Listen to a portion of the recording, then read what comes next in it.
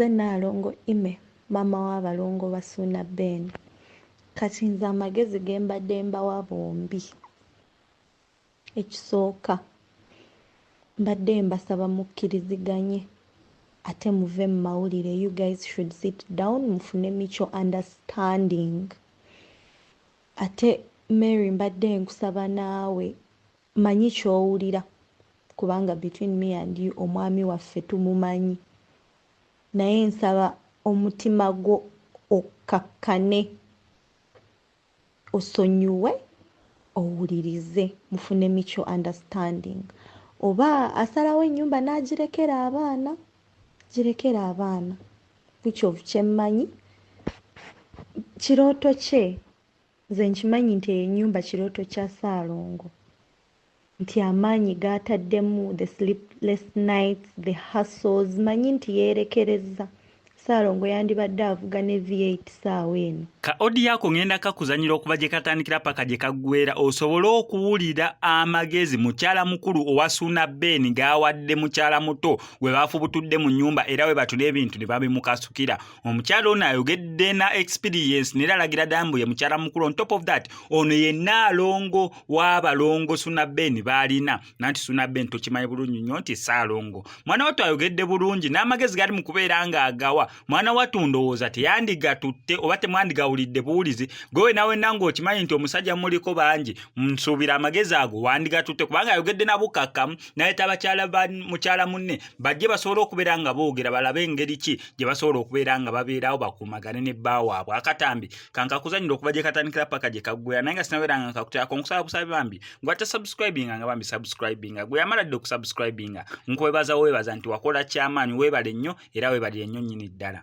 Naye nga sinabeera nga nkakuterako kankujjukize ku Shehi Mukasa Shafik avuddeyo kubeera nga akuwonya ebizibu eby'enjawulo ng'akulombera dduwa. Gwe atalina mukisa bizinesi tezitambula, tokuzibwa ku mulimu, sente zikuyita mu ngalo, kobeere ng'oli mu ggwanga lya Uganda oba ng'oli wabweru wa Uganda, ajja sobola nnyo okubeera nga akuyamba. Mukubireko ku enamba y'essimu gy'olaba ebisigadde obimulekere. Nze Naalongo Ime, maama w'abalongo ba Ssuuna Ben. Kati nze amagezi ge mbadde mbawa bombi.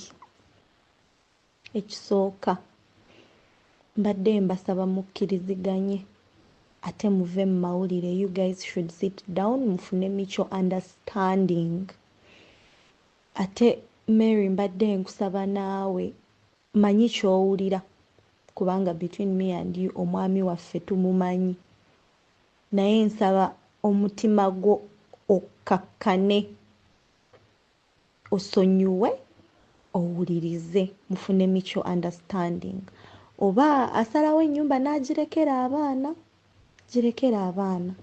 Which of kyemmanyi kirooto kye, nze nkimanyi nti ennyumba kirooto kya Ssaalongo, nti amaanyi g'ataddemu, the sleepless nights, the hustles, manyi nti yeerekereza. Ssaalongo yandibadde avuga ne V8 ssaawa eno naye yeerekereza na pushinga buli mukazi mu bulamu bwa Ssaalongo. Ekyo nkimanyi munjulira, mukimanyi nti ekyo kirooto kye, obwe bulamu bwe. We wamukutte awaluma. Era mbadde mbasaba mukkiriziganye. Bw'oba wamuwa ssente za plot, which of this I'm not sure, either compensating oba kwegamba mufune kale we mukkiriziganyiza. Otherwise naffe bwe tunaavaayo tugambe nti ate tuli wano kubanga tulina abaana, ate bye tunaagendamu bijja kuba biwanvuye. Because between me and you, gwe Ssaalongo naawe Mary mumanyi era nammwe si mmwe bamalayika. Kati nze nganze Ime, nze mumanyi bye mwankola. Mumanyi si mmwe bamalayika. Kati mbadde mbasaba mutuule wansi muteese. Ate naawe Mary kintu tokirabira wano, kikirabira eri, olina just mwana omu oba babiri simanyi. Ne kati wandibadde oplaninga oba ogusamba ogutunuza oba kugenda nga Canada oba America oba UK to go there and hustle for yourself. Gy'onoosanga omusajja n'akwagala n'akurespectinga n'akwagala even mo. Buno obuntu babukola bukozi.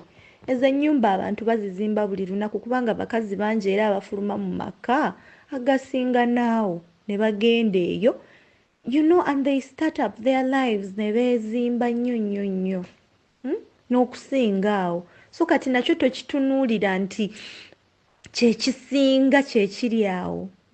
Ekyo kyombadde nkikusaba nti look further. Kuba kati goina ne connections, you're a journalist, you've met so many people, even the people that you're going to meet in this dispute.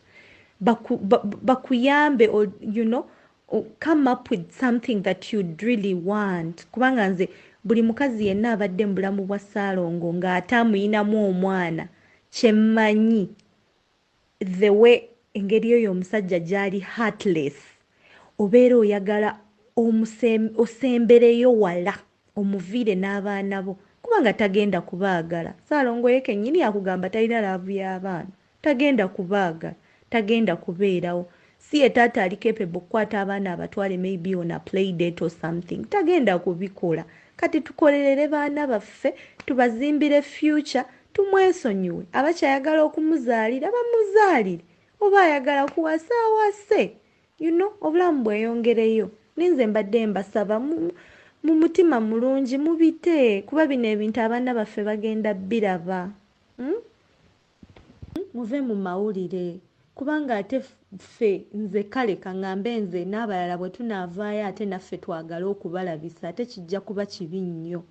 Kubanga kati nze nganze kamwa koogera between me and the both of you, mumanyi nti sina bigambo birungi gye muli kuba mumanyi nze bye mwankola mwe mwembi, gwe Ssaalongo naawe Mary, mumanyi bye mwankola.